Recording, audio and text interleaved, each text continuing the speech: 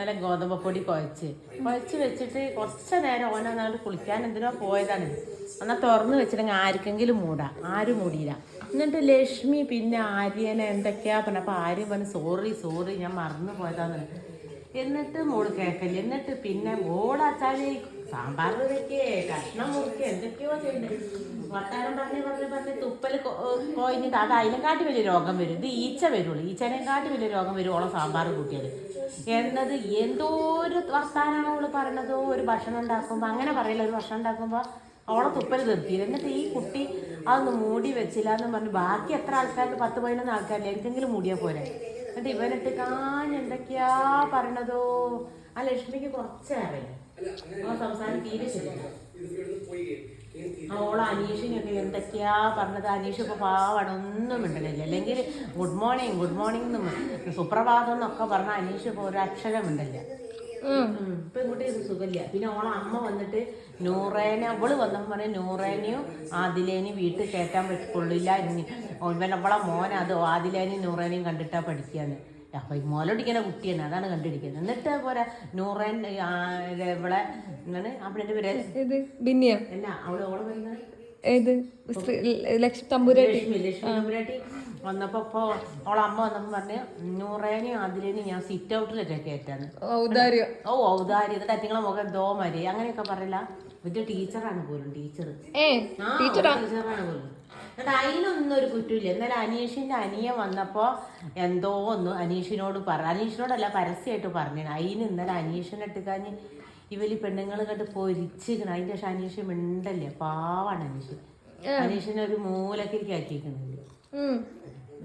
ഈ ചെക്കൻ എങ്ങനെയുണ്ട്? ആര്യം കുഴപ്പമില്ല. ആര്യം ഒരു കോമാഡിയനാണേനോ, ഒരു പോരാ, ഒരു ഇത് പോരാ. ഷാനവാസ് കുഴപ്പമില്ല, നമ്മളെ മലപ്പുറത്തുകാരനാണ്.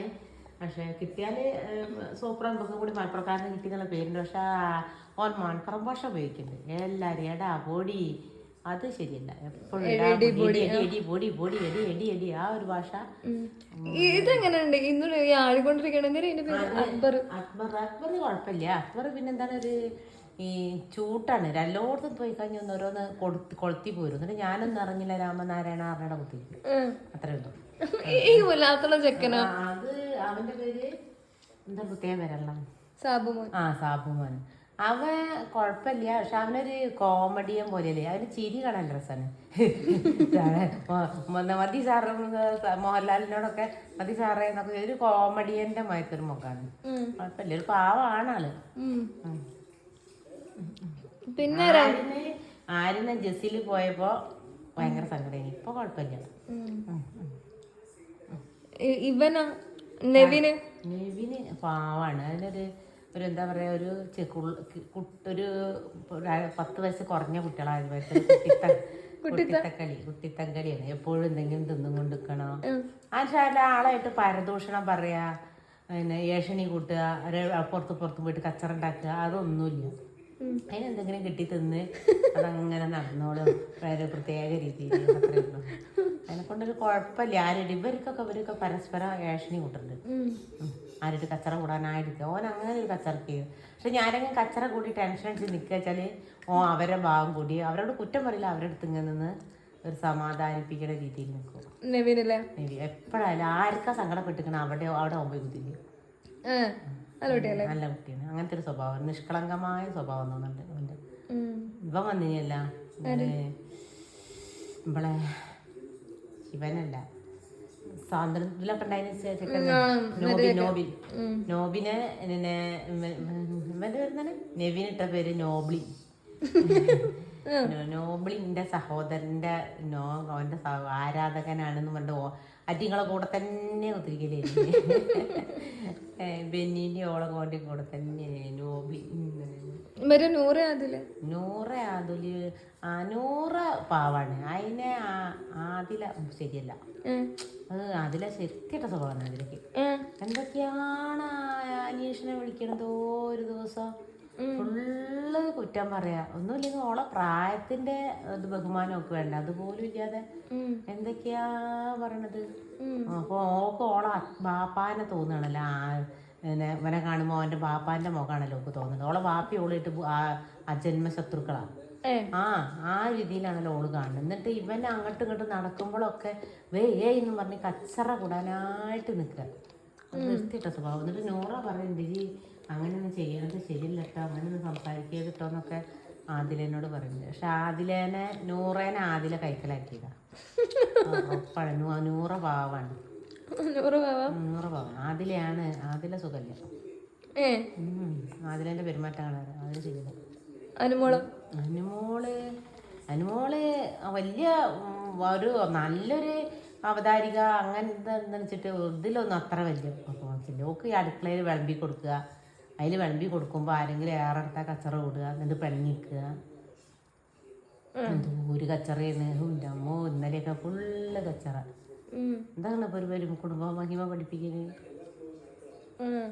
വെറും കച്ചറകള്.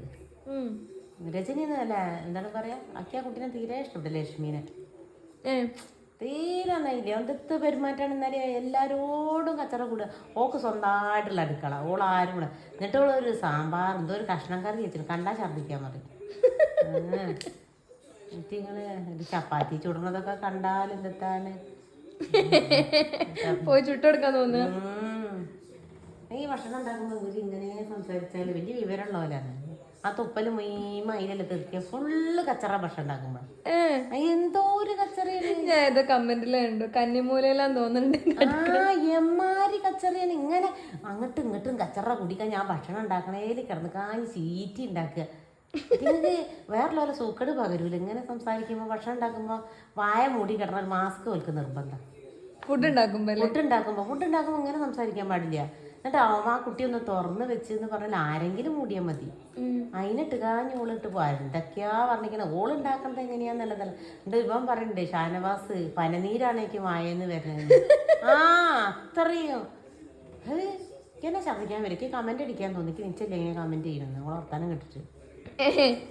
അങ്ങനെയോ ഭക്ഷണം ഉണ്ടാക്കുമ്പോൾ ഫുള്ള് ഉണ്ടാക്കും. ഓള് വലിയ അമ്പരാട്ടീൻ്റെ അരി അങ്ങോട്ട് പോയി അച്ഛൻ ഉണ്ടാക്കും. ഓള് മാത്രം വെച്ച് കഴിഞ്ഞാൽ എന്തോ ഉണ്ടാക്കി കഴിഞ്ഞാൽ കുക്കറിലേക്ക് കണ്ടാൽ ഛർദ്ദിക്കാൻ വരും. ആ കുട്ടിക്കിന്റെ സ്വഭാവം തന്നെയോ അങ്ങനെ ആയിരുന്നുണ്ട്. സുഖല്ലേ സ്വഭാവം. പിന്നെ അത് പാവാണ്. അതിന് മലയാളം ശരിക്കും അറിയില്ല. എന്നാലും അത് കാട്ടി കൂട്ടിയൊക്കെ കണ്ണിയുണ്ട് പറയണുണ്ട്. അത് പാവല്ലേ. കുറെ ചുണ്ട് കുപ്പിക്കണമെന്നുണ്ട്. അതിന്റെ അമ്മ എന്നിട്ട് എന്നോട് കുറെ ചീത്ത അറിഞ്ഞ്. അപ്പൊ ഇതാണ് ബിഗ് ബോസ് റിവ്യൂ. പോയോലാരും വലിയ ആൾക്കാരൊന്നല്ല. പോയാലൊക്കെ കണക്കില്ല. ഇവിടെ ഉള്ളതിൽ ആർക്കും കപ്പ് ഉണ്ടാകാനുള്ള യോഗ്യത ഇതുവരെ ആർക്കും ആയിട്ടില്ല.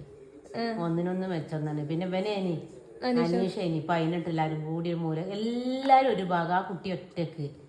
പിന്നെ ഓനായിട്ട് ഒറ്റപ്പെടുത്തി കളിക്കലല്ല, ഓനെല്ലാവരും കൂടി ഒറ്റപ്പെടുത്തുന്നിട്ട്. ഇപ്പൊ ഇന്നലെ നല്ലൊരു മ്യൂസിക് ആട്ടത് ഇതിന് രാവിലത്തെ എക്സസൈസ് പാട്ട്. എന്നിട്ടും കൂടി ആ ചെക്ക ഒന്നും മിണ്ടാതെ കയ്യും കെട്ടി നിന്ന് അവസാനം അല്ലെങ്കിൽ സുപ്രഭാതം ഒരു സുപ്രഭാതം ഇല്ലെങ്കിൽ ഓനിട്ട് കാഞ്ഞ് എല്ലാവരും കൂടി ഓന് കിട്ടുന്നുള്ളത് ഇവർക്ക് പുറത്തുനിന്ന് വന്നവരെ കുടുംബങ്ങള് പറഞ്ഞിട്ട് ഓൽക്ക് അറിയാം. അനീഷാണ് ഇപ്പൊ മുന്നിൽ നിൽക്കണെന്ന്. അപ്പൊ ഓനെ ഒതുക്കാനുള്ള വകുപ്പാണ് ഇപ്പോൾ ഇവരുണ്ടാക്കണത്. അപ്പോൾ ഇവള് ലക്ഷ്മിയൊക്കെ പുറത്തുനിന്ന് വന്നതല്ലേ. ലക്ഷ്മിക്കൊക്കെ ഓനൊന്നൊരു ഭാഗത്താക്കി ഓക്ക് കയറാന്നുള്ളതാണ്. ഓക്കും ഷാനവാസിനും ഒക്കെ ഓൾക്ക് അതാണ് പോലും പറഞ്ഞത്. പുറത്തുനിന്ന് വന്നതിന് ശേഷം പിന്നെ ആർക്കും കണ്ടുകൂടാ. നിങ്ങളെ കുടുംബ ഫാമിലി